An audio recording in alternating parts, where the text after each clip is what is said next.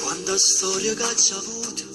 e ogni volta che ferneva ci diceva sempre il cuore, non ti innamorava più, se ghiacciava nei pensieri, giù nel fondo di un bicchiere, in quel solito caffè, non ci credevo più, poi sei arrivato tu, mi scaffa all'improvviso una carezza sul mio viso, innamorarsi ancora, va bene e poi fa male, decidere in un attimo sia vivere o morire, e riazzerare tutto, tenere in un cassetto ogni ricordo e tutto che c'è stato prima di te, a innamorarsi ora, sarà più bella ancora, senza fare promesse, ma con più maturità,